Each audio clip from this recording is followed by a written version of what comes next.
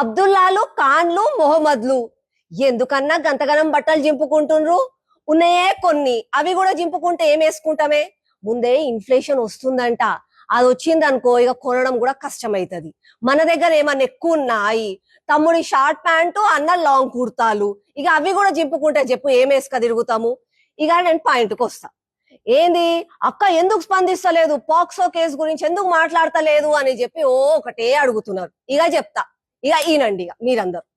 ఏంది ఇక నేను ఫర్ ఎగ్జాంపుల్ అన్లా హనీ ట్రాప్ జరిగింది అని అంట. అనంగానే ఎందుకు హనీ ట్రాప్ జరిగింది అంటే ఆ అబ్బాయి ఇచ్చిన కంప్లైంట్ ప్రకారము ఆ అమ్మాయి నన్ను ట్రాప్ చేసింది, నన్ను బ్లాక్ మెయిల్ చేస్తుంది, మనీ డిమాండ్ చేసింది కాబట్టి అది హనీ ట్రాప్ కేసు అని అంట. అనంగానే ఇక కొంతమంది అంటనా పొద్దున్నేసి మహిళల గురించి మాట్లాడుతుంది, అది ఇది అని అంటది, ఒక మహిళను ఎంత ఘోరంగా కించపరుస్తుంది అని చెప్పి మళ్ళా కొంతమంది అంటారు. సరే ఇక అట్లా కాదు, ఇది పాక్సోనే అని అంట. అనంగానే అక్క నీకేమన్నా కళ్ళు కనిపిస్తలేవా, చెవులు వినిపిస్తలేవా, చూస్తలేవా, నువ్వు పొద్దున లేసి మీడియాలలో ఎంత బాగా వస్తుంది.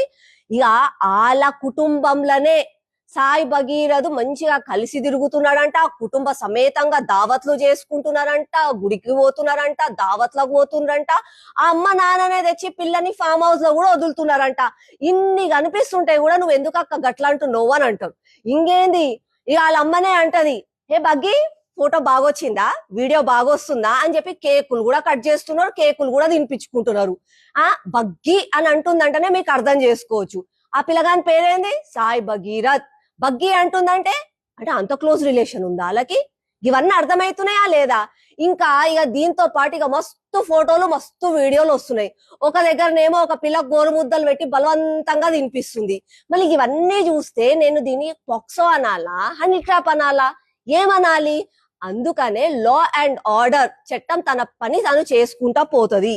ఎందుకు అనంటే కానూన్ కా హాత్ బహుత్ లంబా హోతా హే.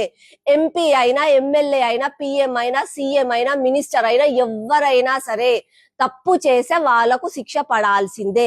అంతేగాని కేవలం రాజకీయ లబ్ధి కోసం బండి సంజయ్ అన్న ఒక మినిస్టర్ చిన్న స్థాయి నుంచి పెద్దగా ఎదిగిండు, ఆయనని మేము రాజకీయంగా ఎదుకోలేకపోతున్నాము కాబట్టి ఇట్లాంటివన్నీ తప్పుడు కేసులు పెట్టి వాళ్ళని ఏమన్నా ట్రాప్ చేయాలి అని అనుకుంటే అది కూడా సాధ్యం కాదు. ఎందుకంటే చట్టము ఎవరు చుట్టం కాదు, చట్టంకి కండ్లు ఉంటాయి, అది చూస్తూనే ఉంటది.